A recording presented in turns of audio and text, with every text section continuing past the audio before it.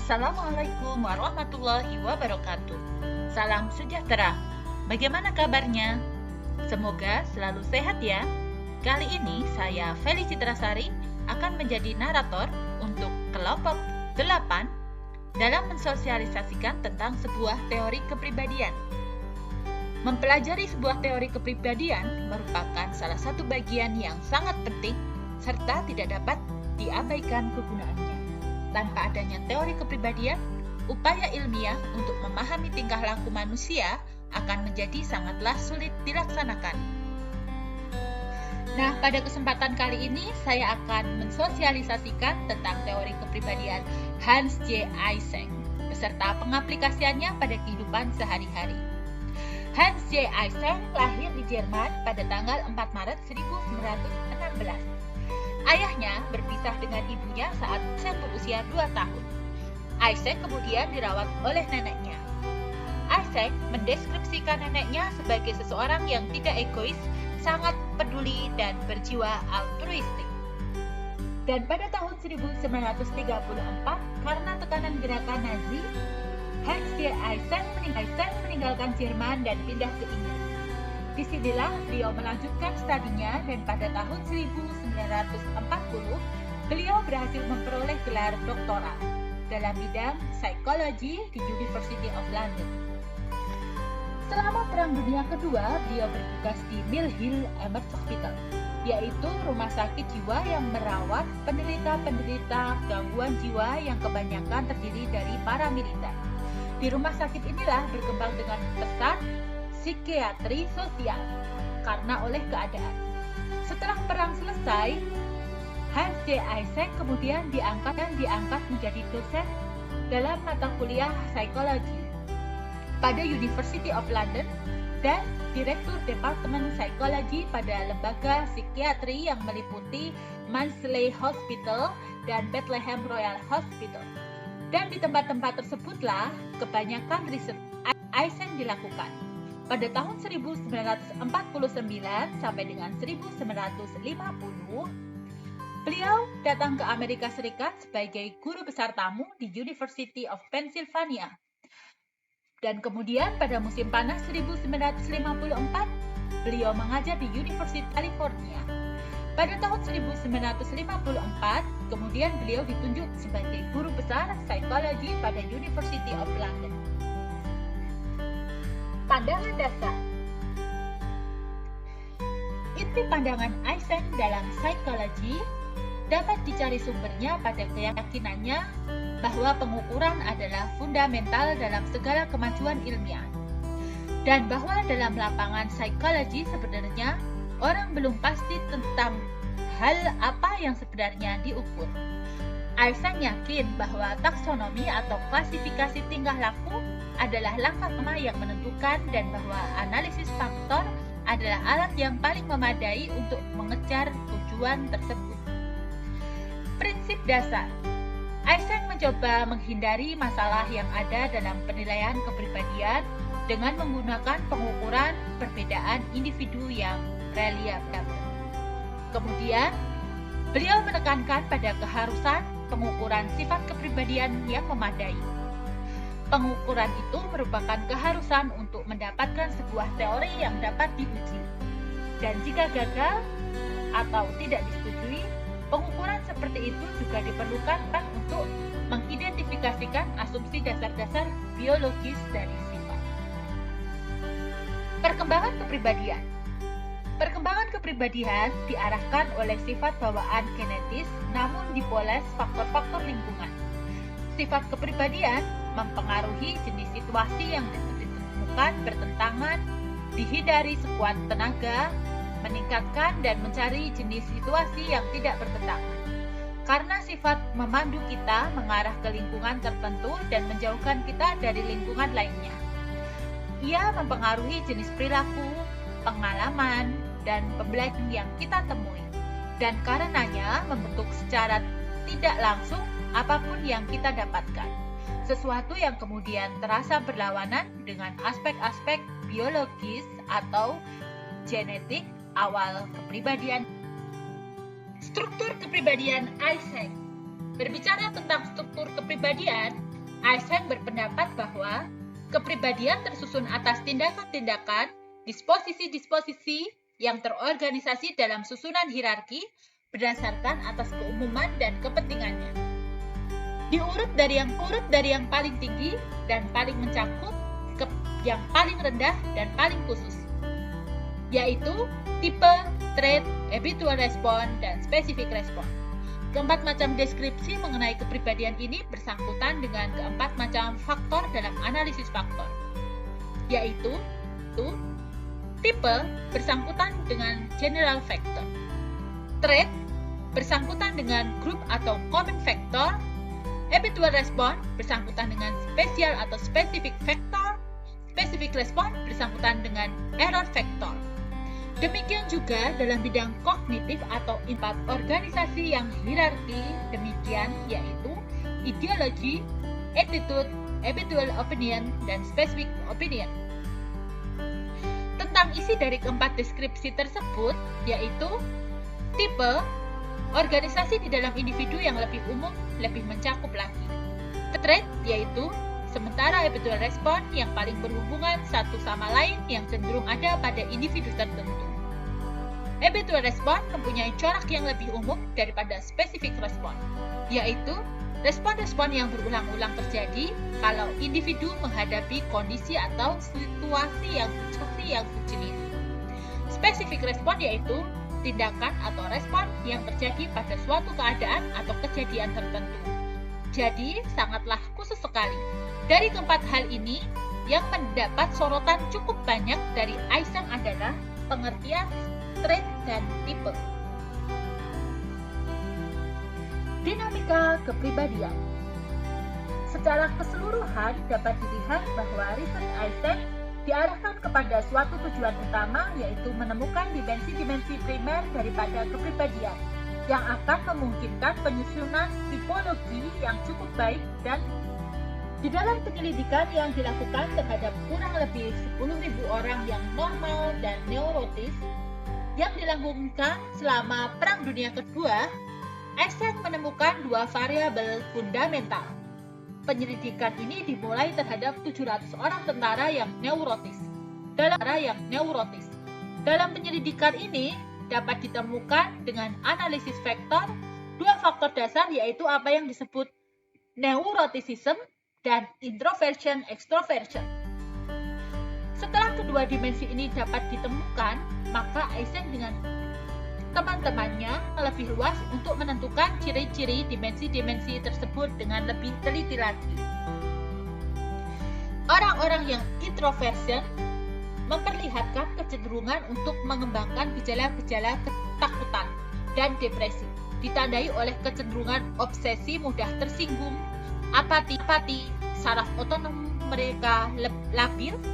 Mereka menyatakan sendiri bahwa perasaan mereka gampang terluka, mudah gugup, menderita rasa rendah diri, mudah melamun, sukar tidur.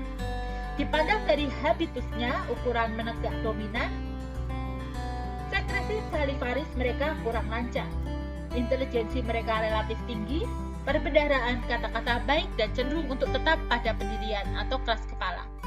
Umumnya mereka teliti tetapi lambat. Taraf aspirasi mereka tinggi, tetapi ada kecenderungan untuk menaksir rendah diri pada prestasi sendiri. Mereka agak kaku dan memperlihatkan intrapersonal variability yang kecil. Pilihan mereka mengenai kesenian tertuju kepada gambar-gambar yang tenang dan model lama. Mereka kurang suka pada lelucon. Sedangkan orang-orang extraversion memperlihatkan mengembangkan gejala-gejala histeris. Selanjutnya, mereka memperlihatkan sedikit energi, perhatian yang sempit, sejarah kerja yang kurang baik, hipokondris. Menurut pernyataan mereka sendiri, mendapat kesukaran karena gagap, gampang kena kecelakaan, sering tidak masuk kerja karena sakit, tak puas, mereka sakit-sakitan, dipandang dari segi habitusnya, ukuran mendatar dominan, sekresi salivaris lancar, intelijensi mereka relatif rendah, perbendaharaan kata-kata kurang, dan mereka punya kecenderungan untuk tidak tetap pendirian. Umumnya mereka cepat tetapi tidak teliti, Taraf aspirasi mereka rendah, tetapi mereka mendiri berlebih-lebihan. Mereka tidak begitu kaku dan memperlihatkan intrapersonal variability yang besar. Pilihan mereka mengenai kesenian tertuju kepada gambar-gambar yang berwarna dan model baru. Mereka suka lelucon. Dengan cara seperti yang telah disebutkan di muka tadi, Eysenck berusaha mendapatkan pencanggeraan yang mengunsur mengenai dimensi neuroticism. Dan hasilnya secara ringkas, tentara-tentara yang neurotis pada umumnya adalah orang-orang yang kurang sempurna baik dalam keadaan psikis maupun jasmaninya. Intelijensi, kemauan, penguasaan emosi, ketepatan sensoris, kemampuan untuk berusaha semaunya di bawah normal. Mereka gampang terpengaruh, kurang tetap pendirian, lambat dalam tindakan dan pikiran on sosial, dan hal-hal yang tak menyenangkan. Eysenck menduga bahwa faktor-faktor keturunan memegang peranan dalam hal neuroticism. Namun, hasil penyelidikan tidak menunjukkan hasil yang signifikan.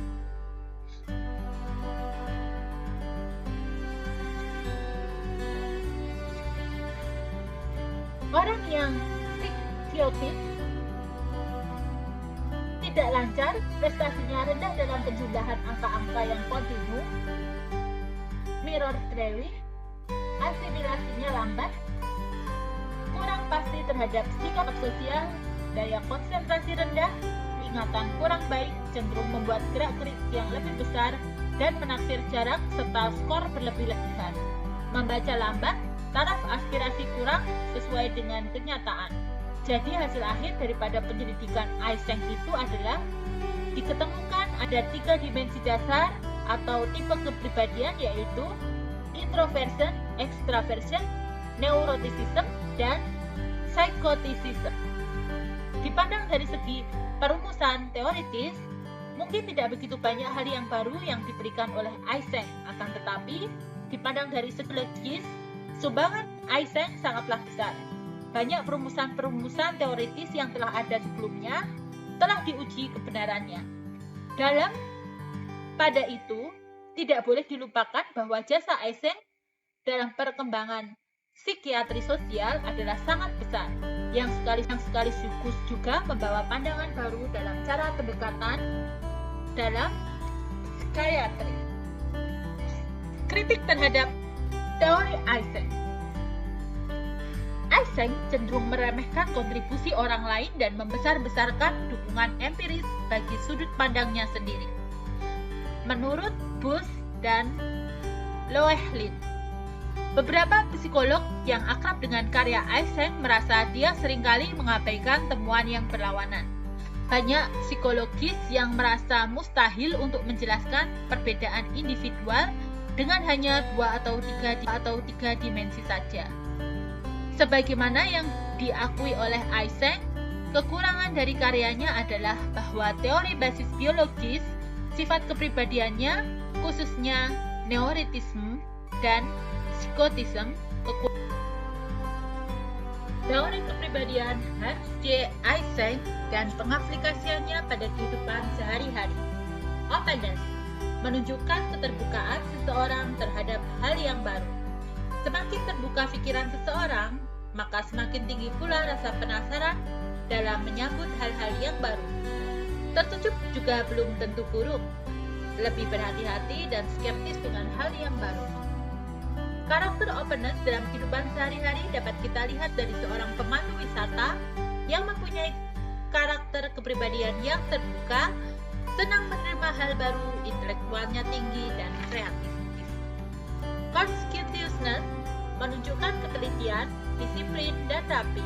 Tingginya kehati-hatian biasanya mencerminkan diri yang bisa diandalkan dan cakap. Orang yang tidak hati-hati biasanya lebih peluka dan tidak sabaran. Contoh conscientiousness dalam kehidupan sehari-hari ada pada seorang akuntan. Karena orang dengan kepribadian ini memiliki karakter yang teliti, berhati-hati, tingkat disiplin yang tinggi, namun mereka terkadang suka ceroboh karena sering terburu-buru. Extraversion menunjukkan sikap terbuka terhadap lingkungan sosial. Semakin tinggi extraversion seseorang, maka semakin mudah dalam mengambil energi dari lingkungan sekitar. Dan jika seorang extraversion yang memiliki extraversion rendah, biasanya lebih pendiam dan menikmati waktu untuk dirinya sendiri. Contoh extraversion dalam kehidupan sehari-hari ada seorang event planner. Mempunyai kepribadian jenis extraversion ini, mereka sangat suka bersosialisasi, mudah bergaul, dan supel. Tetapi mereka juga memiliki sifat negatif, yaitu lebih suka menyendiri, pendiam, dan penakut. Agreeableness mencerminkan sikap yang ceroboh dan mudah berinteraksi dengan orang lain. Biasanya orang dengan keramahan yang tinggi mudah bekerja sama dengan menyetujui dan suka memaafkan. Dan orang yang kurang keramahan biasanya lebih kritis dan keras.